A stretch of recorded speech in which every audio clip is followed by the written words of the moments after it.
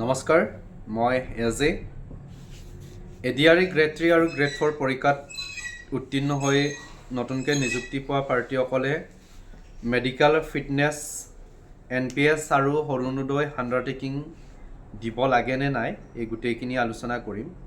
বিশেষকৈ আমাৰ প্ৰাৰ্থীসকলে সুধি থাকে যে যিটো মেডিকেল ফিটনেছৰ চাৰ্টিফিকেট এইটো উলিয়াব যাওঁতে কি টেষ্ট কৰে বা তাতে যদি টেষ্টবিলাক নেগেটিভ আহে তেতিয়া আমি চাকৰিটোৰ পৰা ৰিজেক্ট হ'ম নেকি তেনেধৰণৰ প্ৰশ্ন বহুতে কৰি থাকে। চ' গোটেইখিনি প্ৰচেছ মই ইয়াতে আপোনালোকক কৈ দিম।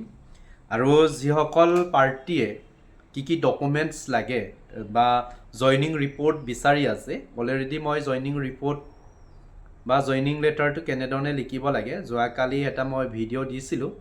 এই ভিডিঅ'টো যদি আপোনালোকে চোৱা নাই ডেছক্ৰিপশ্যনতো মই দি দিছোঁ, লগতে কমেণ্ট ছেকশ্যনতো মই পিন আপ কৰি দিছোঁ, আপোনালোকে চাই ল'ব পাৰিব।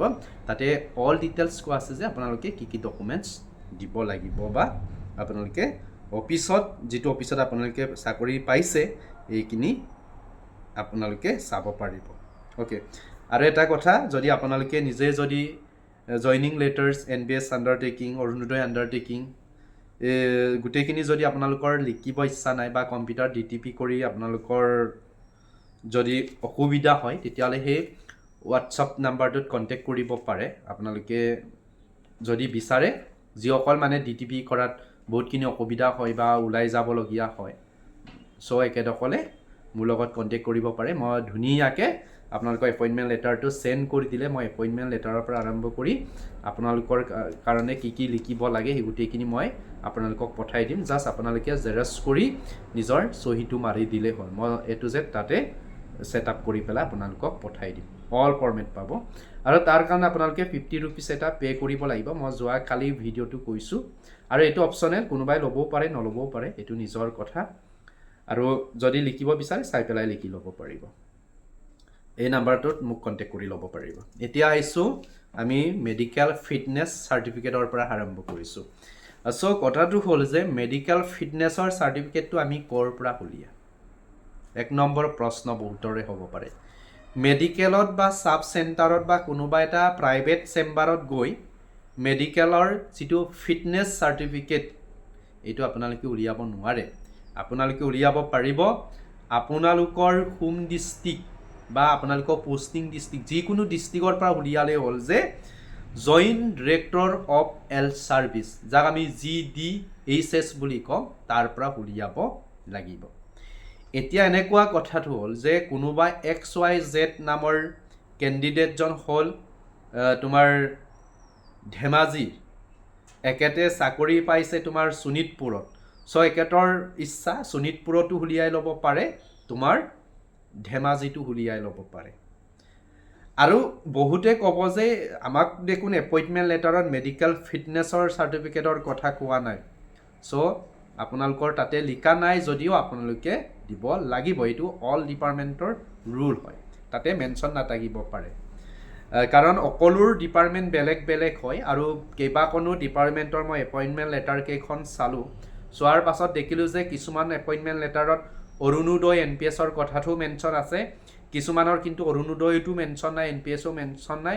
জাষ্ট এখন আণ্ডাৰটেকিং দিছে আৰু কোৰ্ট এফিডেভিট এখন কৰিব দিছে। চ' এইটোক লৈ আপোনালোকে চিন্তা কৰিব নালাগে, আপোনালোকে মেডিকেল ফিটনেছ চাৰ্টিফিকেটটো লাগিবই। অ'কে, এতিয়া কথাটো হ'ল যে মেডিকেল ফিটনেছৰ চাৰ্টিফিকেটটো দেখোন এপইণ্টমেণ্ট লেটাৰটোত মেনশ্যন নাই আমাৰ এপইণ্টমেণ্ট লেটাৰখনত। চ' আমি দিব লাগে নে নালাগে? চ' যদি তেনেধৰণে ডাউট আছে, উলিয়াম নে নুলিয়াম ভাবি আছে, যিসকল নিজৰ হোম ডিষ্ট্ৰিক্টত পাইছে বা ঘৰৰ ওচৰতে পাইছে, তেতিয়াহ'লে আপোনালোকে এটা কাম কৰক। 16 জানুৱাৰীত যিহেতু আপোনালোকে জইনিং আৰম্ভ হ'ব বা মামাই কৈছে 16 জানুৱাৰীৰ পৰা জইন কৰিব।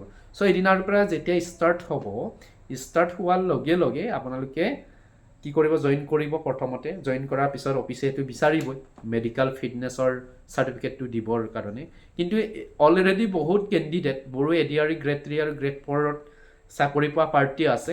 চ' ইহঁতৰ প্ৰায় উলিয়াই পেলাই অলৰেডি ৰেডি। ঠিক আছে, চ' তেনেকুৱা হয়, উলিয়াব লাগিবই, দিব লাগিব। আপোনালোকে চাকৰি জইন কৰা দিনা নিদিলেও 2-3 দিনৰ পাছত দিলেও হ'ব, একো প্ৰব্লেম নাই। অ'কে, এইটো কথাটো বহুতে ল'ব পাৰে যে চাকৰি জইন কৰা দিনাখন নালাগে বুলি। চাকৰি জইন কৰা দিনাখন দিব নোৱাৰিলেও 2-3 দিনৰ পিছত দিলেও একো নাই, চ' প্ৰব্লেম নাই। অ'কে, এইখিনি তেনেকৈ অপশ্যনেল আছে। আৰু এতিয়া আহিব আমাৰ এই চাৰ্টিফিকেটটো, মেডিকেল ফিটনেছৰ চাৰ্টিফিকেটটো উলিয়াব যাওঁতে কি টেষ্ট কৰে, কি পৰীক্ষা কৰে, বহুতৰ এটা ডাঙৰ প্ৰশ্ন। চ' আপোনালোকক 1 নম্বৰতে কৰিব ইউৰিন টেষ্ট। এতিয়া ইউৰিন টেষ্ট বুলি কওঁতে হয়তো বহুতৰ কনফিউজ হৈ যায়, মই একদম লোকেল লেংগুৱেজত মাৰি দিছোঁ, আপোনালোকৰ পেচাব টেষ্ট কৰিব, ঠিক আছে। ছেকেণ্ডত হ'ব ব্লাড টেষ্ট পৰীক্ষা কৰিব। তাৰপিছত চকুৰ পৰীক্ষা কৰিব। তাৰপিছত চকু পৰীক্ষাটো কেনেকৈ কৰে দেই, আমাক যেতিয়া টেষ্ট কৰিব মানে এনেকৈ এই কিবা বস্তু ইয়াত পিন্ধাই, তাৰপিছত এইটো কি, এইটো আখৰ কি, এইটো আখৰ কি, এনেকৈ চাব দিয়ে মানে। যদি অ'কে গোটেইখিনি ক'ব পাৰে তেতিয়াহ'লে একো প্ৰব্লেম নাই। তাৰপিছত ইচিজি মানে ইয়াতে কিবা কিবি এনেকৈ চেপানাৰ নিচিনাকৈ কেবলৰ নিচিনাকৈ ধৰে, একো ভয় কৰিব নালাগে, জাষ্ট 2-3 মিনিটমান লাগে। চ' এইখিনি গোটেইখিনি আৰ্ডৰ টেষ্টখিনি কৰে মানে, ইচিজি গোটেইখিনি পৰে। চ' প্ৰব্লেম নাই, এইখিনি সেই 4টা টেষ্ট কমন টেষ্ট হয়, এইখিনি প্ৰায় কৰে। অ'কে, এইখিনি কৰাৰ পিছত আপোনালোকক 2 দিনৰ পাছৰ ৰিপৰ্টটো দিব। লগে লগেতো ৰিপৰ্ট নাপাব, 2 দিনৰ পাছৰ ৰিপৰ্টটো দিব। ৰিপৰ্টটো যদি আপোনাৰ হওকে থাকে বা অ'কে থাকক বা নাথাকক, আপোনাক ৰিপৰ্ট দিব। তাৰপিছতে এনেকুৱা এখন ৰিচিপ্ট এটা দিয়ে মেডিকেলৰ পৰা, চাৰ্টিফিকেট এখন দিব। আৰু তাতে ৰিচিপ্ট নহয় দেই, চাৰ্টিফিকেট এখন দিয়ে। তাৰপিছতে লিখি দিব যে আমুক ডিপাৰ্টমেণ্টৰ আমুক তামুক তাতে ৰিপৰ্টখিনি লগতে গাঁঠি থাকে, আৰু এইখিনি আপোনালোকে তাত জমা কৰিবগৈ লাগে অফিচত গৈ, ঠিক আছে। এতিয়া আহিছোঁ NPS কথাটোতো আপোনালোকৰ এপইণ্টমেণ্ট লেটাৰত বহুতৰে নাই, নাথাকিলেওতো NPSৰ কথাটো, NPS OPS UPS কথাটোতো শুনিছে আপোনালোকে। চ' NPSৰ কথাটো হ'ল যে আপোনালোকে দিব লাগিবই, নিউ পেঞ্চন স্কিম হ'ল NPS বা নিউ পেঞ্চন ছিষ্টেম বুলি কয়, একো নহয়, এইটো ক'লেই হ'ল। UPS থাকে, OPS থাকে, ঠিক আছে। NPS OPS UPSৰ বিষয়ে মই ভিডিঅ' এটা বনাম, কোনবিলাক UPS ল'ব পাৰিব, UPS আৰু NPSৰ পাৰ্থক্য কিমান বা কোনটো বেছি প্ৰফিট আছে, এই গোটেইখিনি ক'ম। তাৰ পাছতে আহিব অৰুণোদয়। এই গোটেইখিনি ফৰ্মেট মোৰ লগত আছে, ঠিক আছে। অৰুণোদয়, আপোনালোকৰ অৰুণোদয় আঁচনি এইকেইদিনটো বহুতৰে হয়তো 10,000 টকা পাইছে, 10,000 চেক পাইছে। চ' মোৰ কি হ'ব, মই দেখোন চাকৰি পালোঁ, পইচা উলিয়াব পৰাই নাই দেখোন, মোৰ কিবা ইছ্যু আহিব নেকি? একো প্ৰব্লেম নাই, ঠিক আছে, একো প্ৰব্লেম নাই। আপোনালোকৰ 10,000 টকা পাইছে নাই পোৱা একো নাই, আপুনি তেতিয়ালৈকে চাকৰি কৰা নাছিলে নহয়, চাকৰি নকৰাৰ আগতে পাইছে। মই এই পইচাখিনি 1 বছৰ পাছতো উলিয়াব পাৰে। মোৰ সেই অৰুণোদয় 10,000 চেকটোৰ ৰিটাৰ্ণ লৈ যাব নেকি? তেনেকুৱা একো প্ৰব্লেম নহয়, আপোনালোকে 1 বছৰলৈকে, এতিয়া আপোনাৰ আৰু আপুনি চাকৰি কৰা নাছিলে নহয় পোৱাৰ সময়ত। চ' এইটো দিব লাগিব। NPSৰ আণ্ডাৰটেকিংটো এনেকৈ লিখিব লাগে যে মোৰ ফেমিলি কোনো ধৰণৰ অৰুণোদয় আঁচনিৰ অধীনত টকা লাভ নকৰে, এইটো মই উচ্চ মগজুৰে চহী কৰিছোঁ বুলি লিখিব লাগে। আকৌ কিছুমানৰ এনেকুৱা হ'ব নহয় যে মই চাকৰি কৰা নাছিল, মোৰ দেউতা বা কোনোবা মায়ে অৰুণোদয় পাই আছিলে, অৰুণোদয় পইচা লৈ আছিলে। চ' এতিয়া কি হ'ব?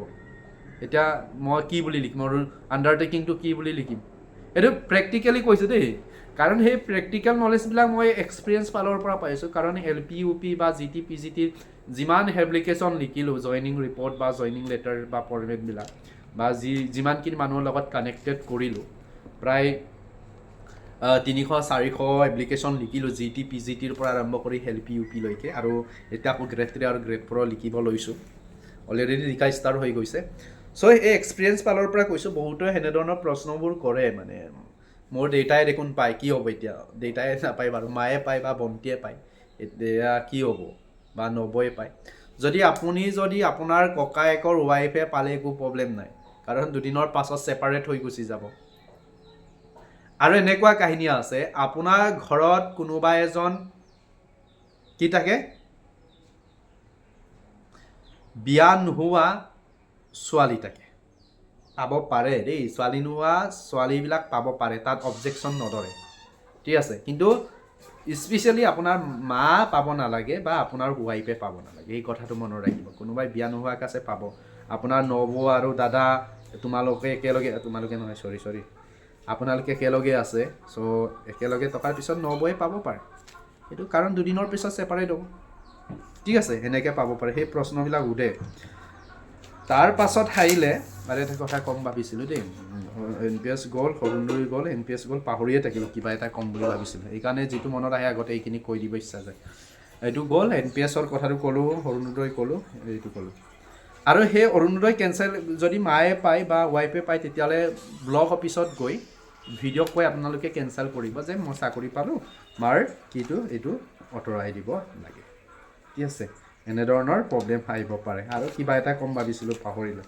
যদি মনত পৰে মই কমেণ্ট ছেকশ্যনত পিন আপ কৰি দিম চ' সেইটো আছিলে অৰুণোদয় NPS হৈ গ'ল য়েছ মনত পৰিলে স্মল ফেমিলি আণ্ডাৰটেকিংটো বহুতে কৈ আছে যে এইটো দেখোন ছাৰ তোমাৰ কোৰ্ট এফিডেভিট কৰি আনিব কৈছে তেনেধৰণে কৈছে চ' কি হয় স্মল ফেমিলি আণ্ডাৰটেকিংটো এতিয়া মেৰিট আৰু আনমেৰিট দুইটাৰ কাৰণে বেলেগ বেলেগ হয় মানে একেই হ'ব কিন্তু লিখাটো নহয় আনমেৰিড মই এতিয়ালৈকে বিয়া পতা নাই বা মই আমুক ৰুলৰ মতে আমুক আইনটোৰ মতে যদি মই পলছ দিছোঁ তেতিয়া মই পানিছমেণ্ট পাম বা শাস্তি পাম ঠিক আছে পলছ ইনফৰ্মেশ্যনৰ কাৰণে তেনেধৰণে লিখিব লাগে বা মেৰিট অকলে লিখিব লাগে মই মেৰিট মোৰ আমুক ল'ৰা ইমান আছে আৰু এনেকুৱা প্ৰেক্টিকেলি এটা বস্তু পালোঁ দেই যে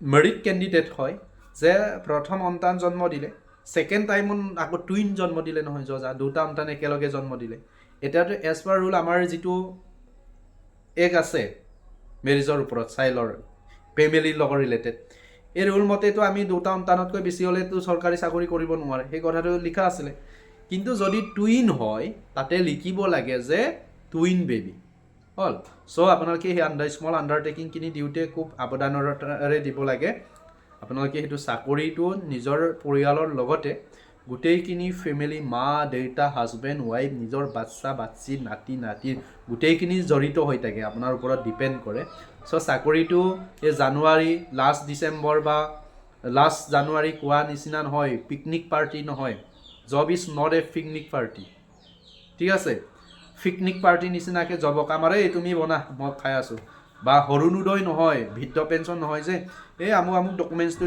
বিচাৰিছিলে মোক গোটেই সোপা দি থৈ আহিলোঁ তেনেকুৱা নহয় যিটো লাগে যি চাই ল'ব বুলি এইটো নিজৰ ওপৰত আপুনি চাকৰিটো কিমান ৰেছপনচিবল কিমান দায়িত্ব সহকাৰে কৰে কিমান শৃংখলাবদ্ধভাৱে কাম কৰে এইখিনি বহুতখিনি ডিপেণ্ড কৰে কাৰণ মামাই কৈছে যে আপোনালোকে ছাৰ্ভিচ কালত যদি ইলিগেল কাম কৰে এইটো ছাৰ্ভিচ বুকত ৰেকৰ্ড থাকিব এই ৰেকৰ্ড বুকত আপোনালোকৰ ছাৰ্ভিচ কৰাৰ সময়ত কি কি ইলিগেল কাম কৰিছিলে বা কি কি এচিভমেণ্ট কৰিছিলে এই গোটেইখিনি বিষয়বস্তু ৰেকৰ্ডত থাকিব আৰু এইটো পেঞ্চনৰ সময়ত আপোনালোকে এজ এ পানিছমেণ্ট হিচাপে দি থাকিম বুলি কোৱা নাই জানো চ' ভি কেয়াৰফুল আৰু চাকৰি যোগদান কৰোঁতে সেইখিনি ডকুমেণ্টছ দিয়ক মই যিখিনি ক'লোঁ আৰু ডিটেইলছ জানিবৰ কাৰণে ডেছক্ৰিপশ্যনত দিয়া লিংকত গৈ আপোনালোকে এই ভিডিঅ'টো চাওক আপোনালোকে গোটেইখিনি আয়ত্ব কৰিব পাৰিব আৰু any doubts and any queries যদি আপোনালোকৰ আছে দেন এই হোৱাটছআপ নাম্বাৰত মোক কণ্টেক্ট কৰিব যিটো মই স্ক্ৰীণত দিছোঁ আপোনালোকে মোক সুধি ল'ব পাৰিব চ' আপোনালোকৰ ডাউটখিনি ক্লিয়াৰ হ'ব থেংক ইউ ছ' মাছ ৱাচিং ফৰ দিছ ভিডিঅ'